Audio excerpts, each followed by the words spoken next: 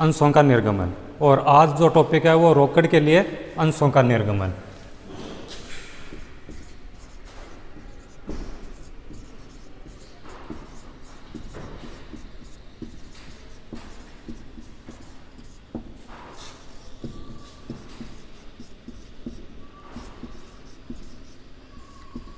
रोकड़ के लिए जब अंशों का निर्गमन किया जाता है उस समय सबसे पहले कंपनी अपने जो शेयर इश्यू करती है, बाज़ार में जो शेयर अभिगत करने के लिए जो बाज़ार में शेयर इश्यू करती है, उनके लिए सबसे पहले जो आवेदन प्राप्त होते हैं उसकी प्रविष्टि की जाती है। और आवेदन राशि प्राप्त होने पर प्रविष्टि होगी इसकी bank account DR-2 share capital.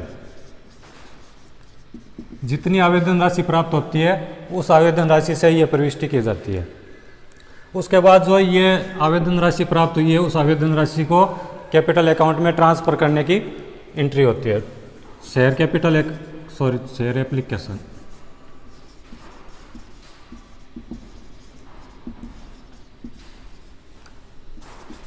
Share application account DR-2, और यह जितनी भी राशि प्राप्त होती है वो डायरेक्ट कैपिटल अकाउंट में ट्रांसफ़र होगी, शेयर कैपिटल अकाउंट। अगर संपूर्ण राशि आवेदन पर मांग ली गई है तब तो ये 2 ही एंट्री होती है, उसके अलावा बाकी की एंट्री नहीं होती। अगर बाकी की राशि एप्लीकेशन, अलॉटमेंट, फर्स्ट कॉल या सेकंड कॉल तक मांगी गई है तो इन सभी की एंट्रीज होती है। तो एप्लीकेशन के बाद में आता है अलॉटमेंट, जहाँ पर राशि का शेयरों का बंटन किया जाता है। बंटन के लिए एंट्री होती है share allotment account DR-2 share capital account. जो ये कैपिटल में ट्रांसफ़र करने की एंट्री की थी वही अलॉटमेंट ड्यू की एंट्री होती है। सेम एंट्री है, केवल एप्लीकेशन की जगह अलॉटमेंट लिखा जाएगा। उसके बाद में ये जो अलॉटमेंट राशि ड्यू हुई है वो राशि रिसीव्ड करने के लिए bank account DR-2 equity share या preference share allotment.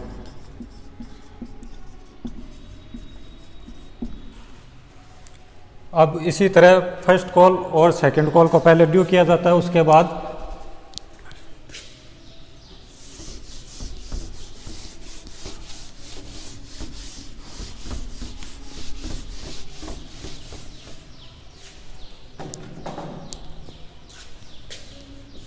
First call due. तो ड्यू करने की वो एंट्री जो अलॉटमेंट ड्यू करने की एंट्री की थी, शेयर अगर फर्स्ट कॉल ड्यू कर रहे हैं तो फर्स्ट कॉल, और अगर सेकंड कॉल है तो second call DR-2 share capital. इसके बाद में यह ड्यू की एंट्री और इसके बाद में रिसीव्ड की एंट्री। रिसीव्ड की एंट्री में बैंक अकाउंट DR-2 शेयर, अगर फर्स्ट कॉल की प्राप्त हो रही है तो फर्स्ट कॉल और सेकंड कॉल की प्राप्त हो रही है तो सेकंड कॉल। इसमें 2 चीज़ का ध्यान रखना है। एक तो इसमें रहता है कॉल्स इन एरियर, यानी कोई राशि आवेदनकर्ता ने कोई फर्स्ट कॉल, सेकंड कॉल या अलॉटमेंट की राशि नहीं दी है तो उस राशि को जो बैंक की एंट्री करते हैं प्राप्ति की, उस एंट्री में से उसको घटा दी जाएगी। एक रहता है calls in advance. Calls in advance, अगर फर्स्ट कॉल में सेकंड कॉल की राशि प्राप्त हुई है तो उसमें फर्स्ट कॉल के समय साथ में ही उस सेकंड कॉल को लिख देंगे, वो जो जितनी राशि प्राप्त हुई है उतनी राशि से। अगर इसमें एक आपको कक्षा 12 में जो बोर्ड एग्ज़ाम है उसके अंदर 1 नंबर का क्वेश्चन आता है और ज़्यादातर पूछा गया 4-5 सालों में, वो है सारणी F। सारणी F के अनुसार ब्याज दरें। सारणी F के अनुसार जो कॉल्स इन एरियर होता है, बकाया पर और जो अग्रिम, यानी जो अग्रिम राशि आई है उस पर कंपनी ब्याज देती है 12%।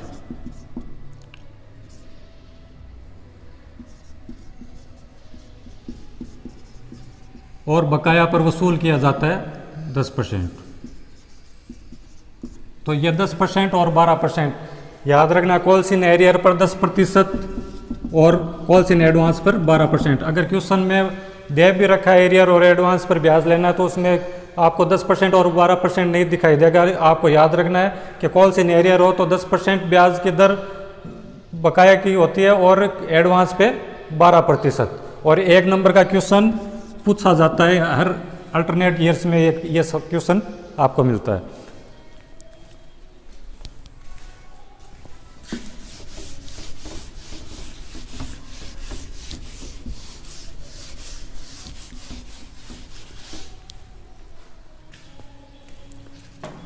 क्वेश्चन नंबर 3,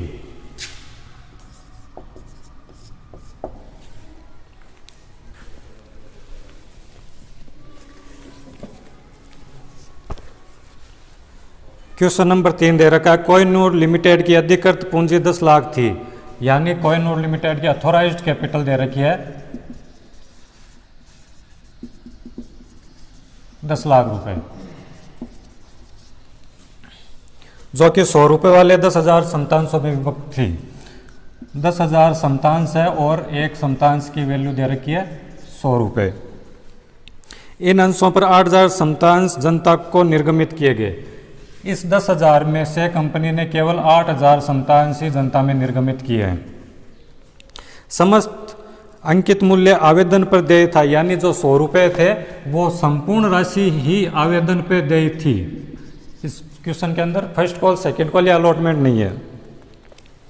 जनता के द्वारा सभी अंशों के लिए अभिदान किया गया। अभिदान है वो सभी अंशों के लिए हो गए, यानी 8,000 कंपनी ने इश्यू किए थे और 8,000 शेयरों के लिए ही जनता ने आवेदन कर दिए। समस्त धनराशि चुका दी गई, कॉल्स इन एरियर नहीं है। कोहिनूर लिमिटेड की पुस्तकों में आवश्यक जर्नल प्रविष्टियां दीजिए, केवल जर्नल प्रविष्टियां पूछी है। तो केवल आवेदन है तो आवेदन के अंदर केवल 2 ही जर्नल प्रविष्टियां होगी, फिर एक तो आवेदन राशि प्राप्त करने की, दूसरी आवेदन राशि को कैपिटल अकाउंट में ट्रांसफर करने की। तो पहली entry bank account DR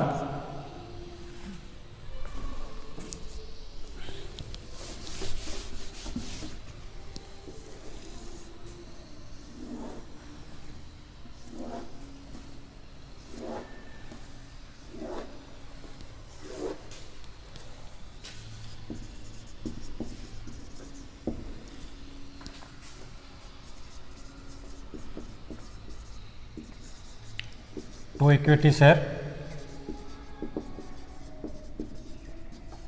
application account. अब एप्लीकेशन 8,000 शेयरों के लिए टोटल की टोटल 100 रुपये से प्राप्त एप्लीकेशन के ऊपर राशि प्राप्त हो गई है। तो 8,000 गुणा 100, यानी जो रुपए प्राप्त हुए हैं वो टोटल 8 लाख रुपए एप्लीकेशन पे ही प्राप्त हो गए।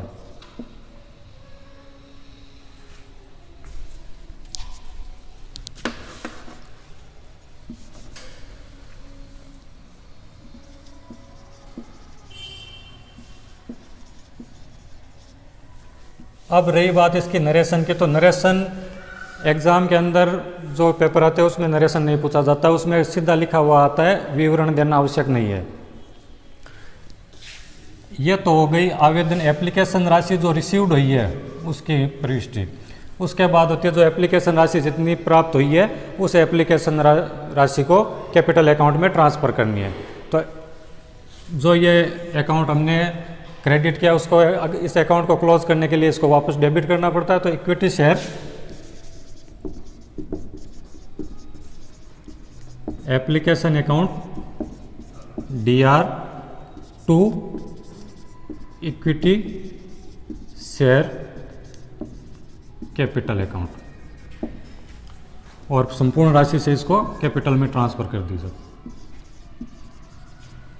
3 नंबर क्वेश्चन छोटा सा क्वेश्चन है और केवल 2 ही एंट्री होगी, क्योंकि आगे सवाल में फर्स्ट कॉल अलॉटमेंट और सेकंड कॉल नहीं है। अब आप क्वेश्चन नंबर 4 लेते हैं, जिसमें इक्विटी और प्रेफरेंस शेयर दोनों दे रखे हैं। इक्विटी शेयर्स इसमें दे रखा है 4 नंबर क्वेश्चन है, राखी लिमिटेड का पंजीयन 20 लाख की अधिकृत पूंजी से हुआ, यानी उसकी अथॉराइज्ड कैपिटल दे रखी है 20 लाख रुपए, जो कि इक्विटी और प्रेफरेंस दोनों में बंटी हुई है। जो 100 रुपये वाले 10,000 अंशों, 100 रुपये वाले 12,000 समतांशों में, यानी इक्विटी शेयर दे रखे हैं 12,000 गुणा 100 और प्रेफरेंस शेयर दे रखे हैं 8,000 गुणा 100, यानी टोटल अथोराइज्ड कैपिटल होगी 20 लाख रुपए। उसके बाद में इसमें अलॉटमेंट हो गया, जितने कंपनी ने 5,000 समतांश और इशू किया है, कंपनी ने 5,000 तो किए हैं इक्विटी शेयर और 2,000 किए हैं प्रेफरेंस शेयर। और इनकी जो राशि है वो एप्लीकेशन पे इक्विटी की दे रखी है 25 रुपये, यानी इक्विटी तो चारों में ही 25-25 रुपये दे रखी है, इक्विटी, एप्लीकेशन, अलॉटमेंट और सेकंड कॉल, तो चारों में 25-25 रुपये से आवेदन राशि मांगी गई है। प्रेफरेंस शेयर के अंदर जो एप्लीकेशन की राशि है वो 25 रुपये है, अलॉटमेंट की राशि 45 रुपये, फर्स्ट कॉल की राशि है 30 रुपये से, सेकंड कॉल है नहीं।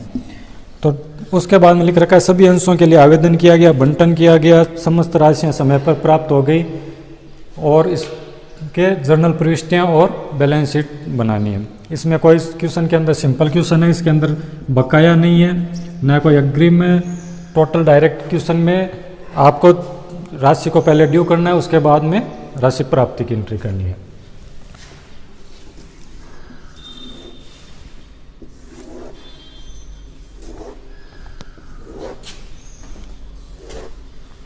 पहली एंट्री होती है इसमें एप्लीकेशन पे जो राशि प्राप्त होती है उसकी, एप्लीकेशन पे राशि इक्विटी के लिए 25 रुपये से प्राप्त हुई है और प्रेफरेंस शेयर के लिए भी 25 रुपये से प्राप्त हुई है। तो जितनी राशि प्राप्त हुई है उससे bank account DR to equity share application account to 8% preference share application account. अब राशि प्राप्त हुई है, एप्लीकेशन पे राशि प्राप्त हुई है 25-25 रुपये से, तो 25 रुपये से, और इश्यू शेयर कर रखे हैं, इक्विटी के कर रखे हैं 5,000, तो 25 को 5,000 से गुणा किया 1,25,000। प्रेफरेंस शेयर इश्यू किए हैं 2,000 और प्रेफरेंस शेयर की इक्विटी की जो एप्लीकेशन की राशि है वो है 25 रुपये, तो 25 को 2,000 से गुणा किया 50,000। 1,25,000 और 50,000 दोनों मिला के बैंक में प्राप्त हो गए 1,75,000। अब ये जो एंट्री की है इस एंट्री को कैपिटल अकाउंट में ट्रांसफ़र करने की एंट्री, इसमें equity share application account DR 8% preference share application account DR और to equity share capital, equity की जो एप्लीकेशन की राशि है वो इक्विटी के कैपिटल में ट्रांसफ़र होगी और जो प्रेफरेंस शेयर की कैपिटल की राशि है वो प्रेफरेंस शेयर के कैपिटल में ट्रांसफ़र होगी। तो इक्विटी की राशि है 1,25,000 रुपये और प्रेफरेंस शेयर की राशि दे रखी है 50,000 रुपये। इक्विटी शेयर कैपिटल में इक्विटी की राशि 1,25,000 रुपये और प्रेफरेंस की राशि 50,000 रुपये। उसके बाद में ये तो हो गई एप्लीकेशन। अब अलॉटमेंट ड्यू करना है, अलॉटमेंट ड्यू करने की एंट्री वही होती है जो एप्लीकेशन की आपने कैपिटल में ट्रांसफ़र करने की एंट्री की थी, केवल उसमें ध्यान रखने वाली बात यह है कि एप्लीकेशन की जगह आपको लिखना है allotment account DR 8% preference share allotment account DR to equity share capital account to preference share capital account. अब 5,000 को अलॉटमेंट की राशि इक्विटी के लिए दे रखी है 25 रुपये और अलॉटमेंट के लिए दे रखी है 45 रुपये। तो इक्विटी शेयर है 5,000, तो 5,000 को तो गुणा करने 25 है, तो 1,25,000 रुपये हो गए अलॉटमेंट इक्विटी की। अब प्रेफरेंस शेयर दे रखे हैं 2,000 और अलॉटमेंट की वैल्यू दे रखी है 45 रुपये, तो 45 को गुणा करना है 2,000 रुपये से। 1,25,000 प्लस 90,000 आ गए प्रेफरेंस के और इसको कैपिटल के अंदर 1,25,000 और प्रेफरेंस के 90,000। अब ये जो राशि प्राप्त हुई है उस प्राप्त राशि को रिसीव्ड करने के लिए bank account DR to equity share allotment account to 8% preference share allotment account. Question में कोई बकाया है नहीं, टोटल की टोटल राशि प्राप्त होगी तो 1,25,000 तो प्राप्त हुई हैं इक्विटी शेयर कैपिटल के और 90,000 रुपये प्राप्त हुए हैं प्रेफरेंस शेयर अलॉटमेंट के। तो 1,25,000 और 90,000 दोनों मिला के हो गए 2,15,000। यह होगी अलॉटमेंट ड्यू की। उसके बाद फर्स्ट कॉल ड्यू और फर्स्ट कॉल की प्राप्ति, उसके बाद सेकंड कॉल ड्यू और सेकंड कॉल की प्राप्ति।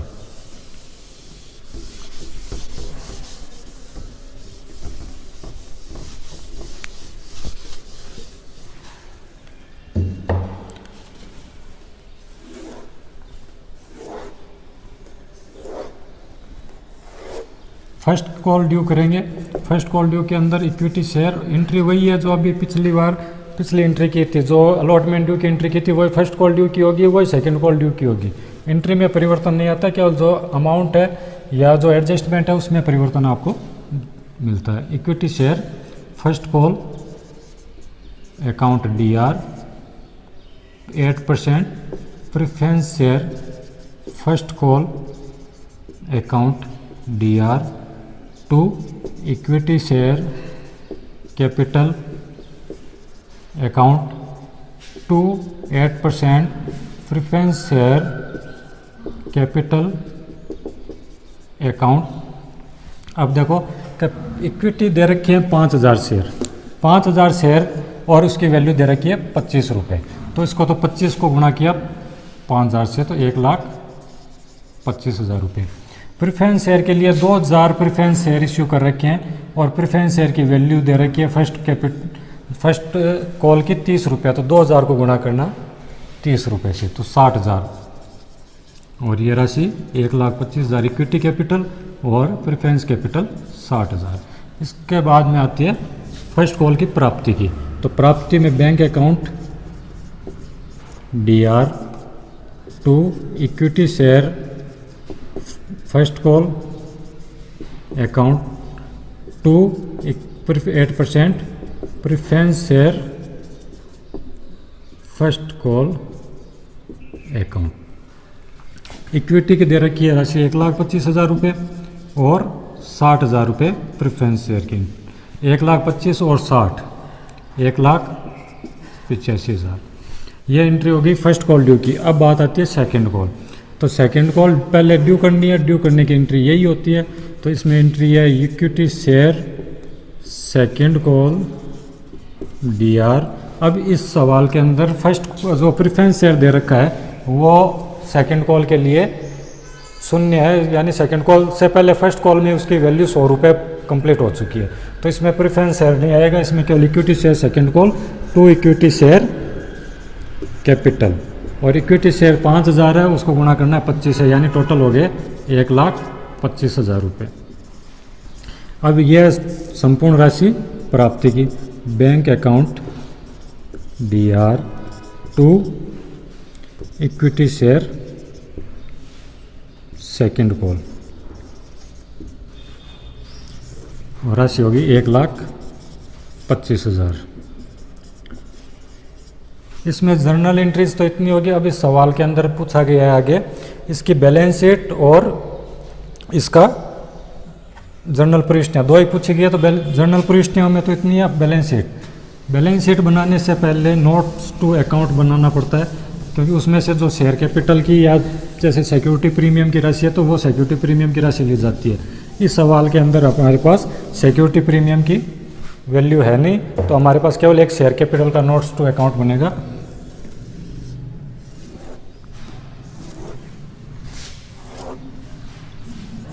नोट्स अकाउंट, इसमें पहला बना रहे हैं हम शेयर कैपिटल। शेयर कैपिटल के अंदर 3 तरह की कैपिटल होती है, तीनों तरह की कैपिटल लिखी जाती है, लेकिन जो बैलेंस शीट है उसके अंदर केवल एक ही कैपिटल लिखी जाती है, वो है सब्सक्राइब्ड कैपिटल। इसमें पहली कैपिटल आती है authorised.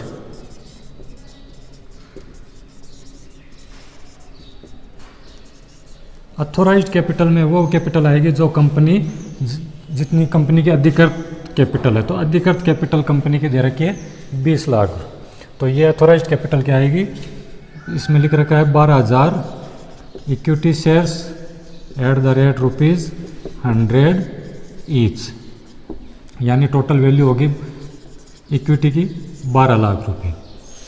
8,000 8% preference share at the rate ₹100 each, और ये होगी 8 लाख। 12 और 8 20 लाख। ये जो अधिकृत पूंजी है ये मेन बैलेंस शीट में नहीं जाती है, तो इसके जो टोटल आती है उसके नीचे 2 लाइन। उसके बाद में आती है issued capital,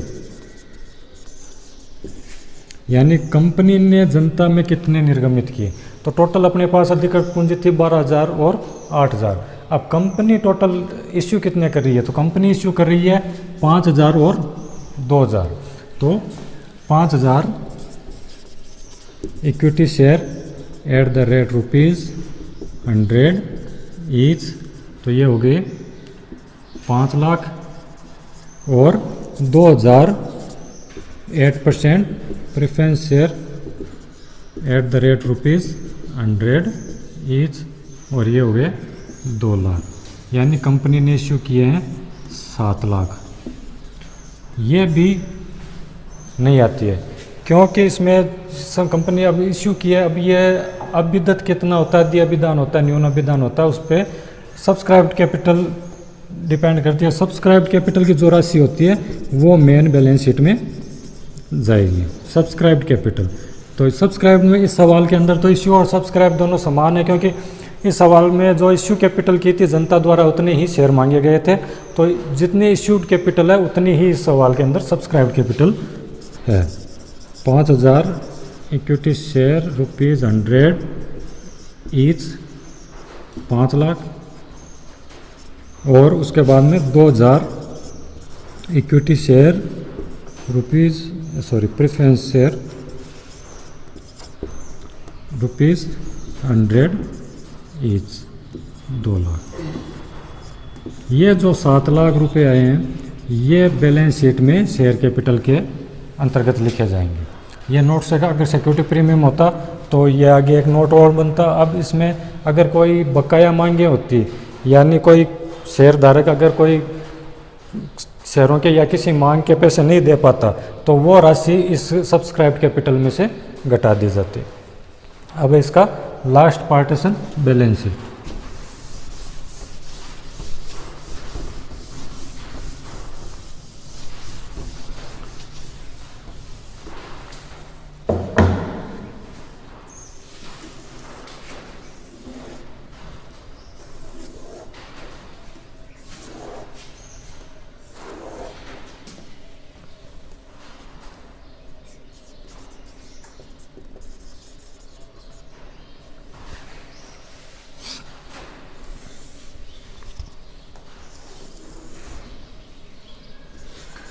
balance sheet as at 31 मार्च।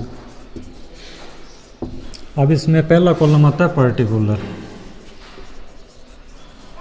दूसरा कॉलम होता है नोट नंबर का, तीसरा होता है फिगर ऑफ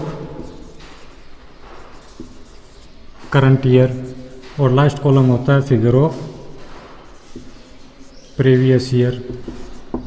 ये जो बैलेंस शीट है जो कक्षा 11 में पढ़ी थी आपने, इसमें लायबिलिटीज एक साइड में असेट्स, वो 2013 के जो कंपनी का जो नया एक्ट आया था कंपनी अधिनियम 2013, उसके अंतर्गत ये नई बैलेंस शीट लागू कर दिया। अब अगर आप कक्षा वो जो एग्ज़ाम होते हैं उसके अंदर वो पुरानी बैलेंस शीट बनाते हो तो सवाल तो गलत नहीं होता, लेकिन आप ही किताब में जो दे रखा है वो नई बैलेंस शीट दे रखी है, तो इसके अंतर्गत ही आपको बनाना चाहिए। इसमें पहला कॉलम आता है इक्विटी एंड लायबिलिटीज़ का। इसके अंदर इक्विटी एंड लायबिलिटीज़ के अंतर्गत पहला कॉलम आता है शेयर कैपिटल का।